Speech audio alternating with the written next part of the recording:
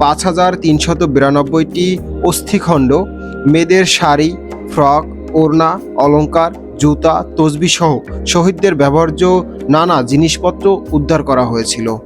1998 সালে তৎকালীন সরকার দেশের বধ্যভূমিগুলোর চিহ্নিতকরণ ও সংস্কারের প্রকল্প গ্রহণ করে এবং 1999 সালের 15ই নভেম্বর বাংলাদেশ সেনাবাহিনী এর 46 স্বতন্ত্র পদাতিক ব্রিগেড এর সহযোগিতায় মিরপুরের 2টি জায়গায় খনন কাজ চালায়, মুক্তিযুদ্ধ জাদুঘর ও 2টি বধ্যভূমি আবিষ্কার করে।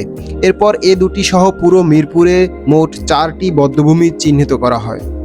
2008 সালে তৎকালীন সরকার পুনরায় জল্লাদখানা কর্মসূচি শুরু করে এবং স্থপতি ও কবি রবিউল হুসাইনের সার্বিক পরিকল্পনায় মুক্তিযুদ্ধ জাদুঘরের প্রচেষ্টায় তৈরি করা হয় জল্লাদখানা বধ্যভূমি স্মৃতিপীঠ।